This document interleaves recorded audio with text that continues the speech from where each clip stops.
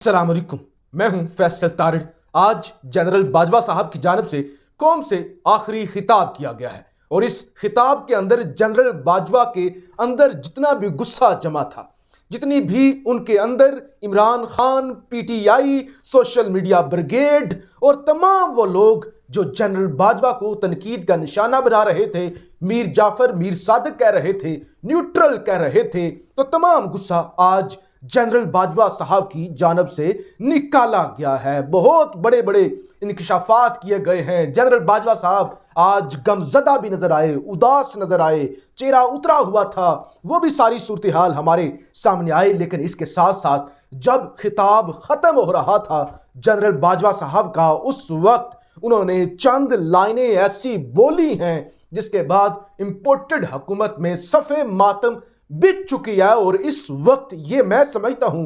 पूरी कौम के लिए, पूरे मुल्क के लिए सबसे बड़ी खुशखबरी है जो जनरल बाजवा साहब की जानिब से सुनाई गई है। तो जनरल बाजवा साहब ने आते ही ये कहा कि मैंने ये जो अपनी कुछ 4 दहाइयों पर मुहित सर्विस की है, फौज के लिए खिदमत की है, आज मेरा उससे आखिरी खिताब है, मैं जा रहा हूं। यानी पहली दफा जनरल बाजवा ने अपनी जुबान से यह कहा कि मैं बिल आखिर जा रहा हूं। और उसके साथ साथ उन्होंने फिर शिकवे भी, लंबे चौड़े शिकवे किए कि किस तरह उन्हें तनकीद का निशाना बनाया गया। बाजवा साहब ने कहा कि जाली और झूठा बयानिया बनाया गया और अब उस बयानिया से राय फरार इख्तियार की जा रही। यानी पीटीआई ने पहले यह कहा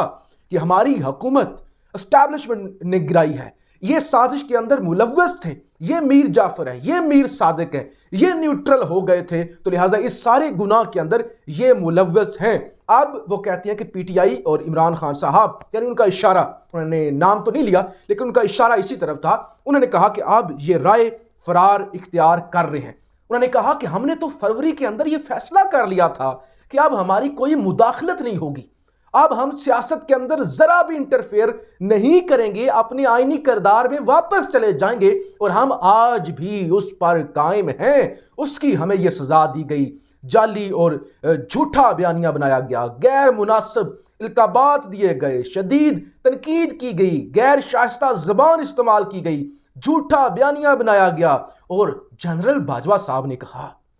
बैरूनी साजिश, ये कहते हैं बैरूनी साजिश हुई है और हम चुप रहे हैं। वो कहते हैं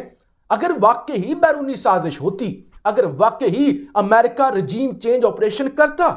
तो फिर ये गुनाह कबीरा था कि अगर हम खामोश रहते। लिहाजा आज जनरल बाजवा साहब ने इमरान खान साहब का वो बयानिया, बैरूनी साजिश वाला, साइफर वाला, मुदाखलत वाला, उस सारे बयानिए को आज खुद ही उन्होंने उड़ा दिया है। हालांकि हमने देखा कि 2 नेशनल सिक्योरिटी कमेटी की मीटिंग्स हुई, दोनों के अंदर यह कहा गया कि यह तो खुल्लम-खुल्ली इंटरफेरेंस है, यह तो खुल्लम-खुल्ली मुदाखलत है। DGISPR ने खुद आके तस्लीम किया कि ये साजिश हो या ना हो, मुदाखलत है और इस पर इसलिए डीमार्च भी किया गया। अच्छा जी, इसके अलावा जनरल बाजवा साहब ने कहा कि फौज सब कुछ कर सकती है लेकिन अपनी कौम के खिलाफ नहीं जा सकती, लेकिन सब्र की भी कोई हद होती है,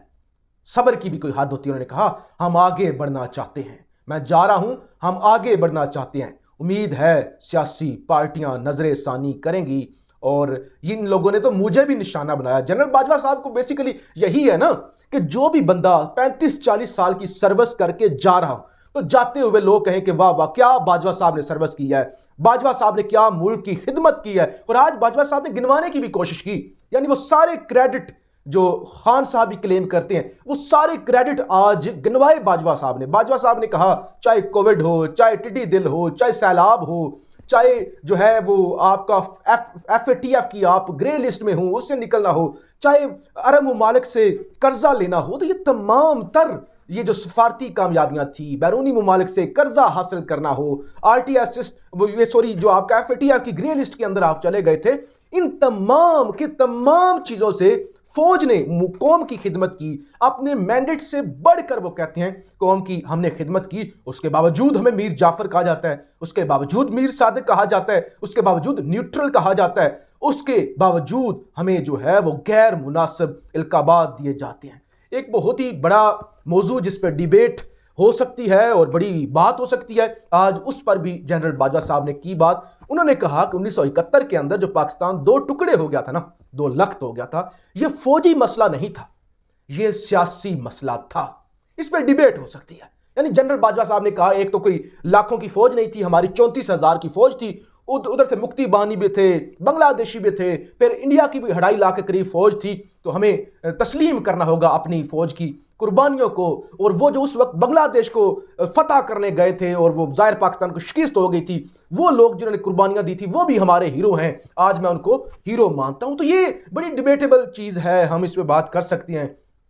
کہ سیاسی مسئلہ کیسے تھا۔ یعنی جب بنگلہ دیش دو لخت ہوا، اس سے پہلے حالات ایسے بن گئے تھے کہ بنگلہ دیش کے اندر پاکستان کے لیے نفرت پائی جا رہی تھی۔ ایوب صاحب کی حکومت تھی، یحییٰ صاحب کی حکومت تھی، اور اس کے بعد بھٹو صاحب تو الیکشن ادھر جیتے تھے، ادھر جو ہے مجیب الرحمان صاحب جیتے تھے، ابھی اقتدار تو کسی کے حوالے ہوا ہی نہیں تھا، تو سارا کنٹرول ہی فوج کے پاس تھا، اور یہ فوج کا ہی فیصلہ تھا، یہ فوج کو اپنی غلطی تسلیم کرنی ہوگی۔ ایسا نہیں ہو سکتا کہ 10 سے 15 سال ایوب صاحب حکومت کر کے جائیں، اس کے بعد یحییٰ صاحب آ جائیں، اس کے بعد ابھی بھٹو کی حکومت آئی بھی نہ ہو، اور پھر بھی سارے کا سارا مدعا سیاست، اس کا کہا جائے کہ سیاسی مسئلہ تھا، سیاسی طور پہ مس ہینڈلنگ ہوئی۔ میں سمجھتا ہوں سیاسی مسئلہ بھی تھا اور فوجی مسئلہ بھی تھا، جو سچ ہے، جس وجہ سے بنگلہ دیش کے لوگ آج بھی ہم سے نفرت کرتے ہیں۔ ایک اور انہوں نے بات کی، انہوں نے کہا کہ ہندوستان کی فوج جو ہے وہ انسانی حقوق کی سب سے زیادہ پامالیاں کرتی ہے،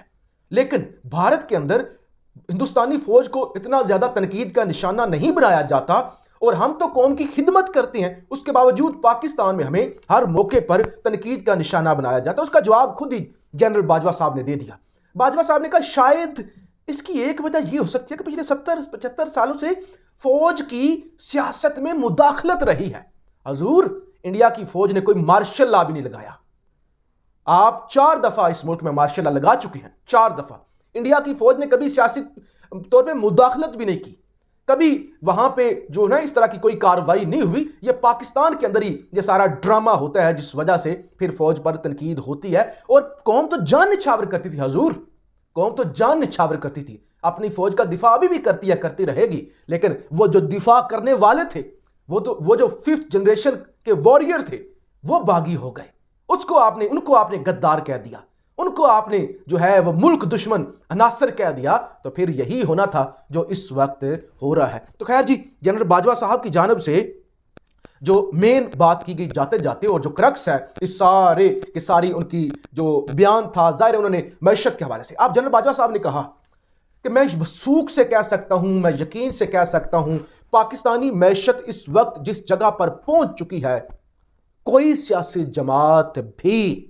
اس وقت پاکستان کو نہیں بچا سکتی۔ معاشی طور پہ دیوالیہ ہونے سے صرف ایک حل ہے، یعنی جنرل باجوہ صاحب نے سارا اپنے وہ بڑھاس نکالنے کے بعد، سب کچھ بتانے کے بعد حل بھی بتایا۔ انہوں نے کہا حل یہ ہے کہ پاکستان کے اندر استحکام آئے، سیاسی استحکام آئے، اور سیاسی استحکام کیسے آ سکتا ہے؟ وہ آ سکتا ہے الیکشن سے، اور الیکشن بھی کیسا؟ جنرل باجوہ صاحب نے کہا 2018 کے اندر جب ایک جماعت کی حکومت بنی تو کہا گیا RTS سسٹم بٹھایا گیا ہے، اور اس حکومت کو کہا گیا سلیکٹڈ حکومت ہے۔ پھر جب عدم اعتماد کی تحریک کامیاب ہوئی اور اس کے بعد ایک حکومت بنی تو اس کو کہا گیا یہ امپورٹڈ حکومت ہے، لہٰذا یہ سلیکٹڈ اور امپورٹڈ کا کھیل ختم ہونا چاہیے۔ اس ملک کے اندر صحیح معنوں کے اندر جو الیکشن ہے وہ ایسے الیکشن ہو، صاف اور شفاف، تاکہ جو بھی آئے اسے نہ تو سلیکٹڈ کہا جائے، نہ ہی اسے جو ہے آپ کہیں کہ یہ امپورٹڈ ہے۔ تو لہٰذا جنرل باجوہ صاحب نے جاتے جاتے صحیح معنوں کے اندر بتایا کہ اب اس ملک کو الیکشن کی طرف جانا چاہیے، اور وہ بھی صاف اور شفاف کی طرف، اور تمام پارٹیوں کو برداشت پیدا کرنی چاہیے، بیٹھنا چاہیے، اور اس وقت ملک کو بچانا چاہیے۔ انہوں نے کہا کہ ملک سب سے زیادہ افضل ہے، کوئی سیاسی جماعت، کوئی شخصیات افضل نہیں ہے۔ تو میں سمجھتا ہوں آج جنرل باجوہ صاحب نے بہت ہی ظاہر ہے ایک جامعہ، چھوٹا سا خطاب تھا 8 سے 9 منٹ کا، لیکن جامعہ تمام قسم کی انہوں نے باتیں کی، اور جو انہوں نے حل بتایا واقعی یہی حل ہے۔ اور اس وقت امپورٹڈ مافیا کی ٹانگیں کانپ رہی ہیں کہ جنرل باجوہ نے کیا اندھیا دے دیا، یعنی یہ صاف طور پہ وہ کہہ رہے ہیں کہ اگر آپ نے ملک کو تباہی سے بچانا ہے نا تو آپ کو الیکشن کی طرف جانا ہوگا، اور صاف اور شفاف الیکشن جس سے کسی پر کوئی تنقید نہ ہو سکے۔ تو یہ تمام تر معاملات تھے، نکات تھے جنرل باجوہ صاحب کی آج کی آخری سپیچ کے، آخری جو 6 سال سرو کرنے کے بعد بطور آرمی چیف، اور غم زدہ بھی تھے، دکھی بھی تھے، تصویریں بھی سوشل میڈیا پہ آ رہی ہیں اس طرح سے کر کے، بڑے سیڈ ہو کے وہ بیچارے وہ تشریف رکھے ہوئے تھے، وہاں پہ بیٹھے ہوئے تھے. ظاہر ہے 6 مہینے آپ 6 سال سروس کریں، اس کے پہلے آپ 30-35 سال سروس کریں، اس کے بعد آپ جب جا رہے ہو تو آپ پاکستان کی تاریخ کے متنازع ترین آرمی چیف بنے ہوں، آپ پر تنقید ہو رہی ہو، اور اس سے پہلے آپ کی ایک اتنا بڑا سکینڈل آ جائے اور اس کی آپ کی فیملی کو، آپ کی بیوی کو، آپ کی بہو کو، آپ کے بیٹوں کو پر سوالات اٹھائے جائیں تو پھر تکلیف تو ہوتی ہے. ویسے بھی کرسی یہ جس کرسی پر میں بھی بیٹھا ہوں، اس سے بھی اگر مجھے کہا جائے کہ اس سے اتر کر نیچے قالین پر بیٹھ جاؤ تو مجھے بھی تکلیف ہوگی. تو لہٰذا کرسی سے اترنا، پھر اتنے عرصہ سرو کر کے جانا، وہ بھی ایک تکلیف ہوتی ہے. اور پھر جنرل باجوہ صاحب تو جن حالات میں جا رہے ہیں، اور ابھی وہ آرمی چیف ہیں، جب آرمی چیف نہیں ہوں گے پھر زیادہ تنقید ہوگی، زیادہ چیزیں سامنے آئیں گی، تو یہ ان کے لیے بہت ہی تکلیف کا باعث تھا. اسی لیے آج وہ غم زدہ نظر آئے. اپنی رائے کا اظہار ضرور کیجیے گا. پاکستان زندہ باد.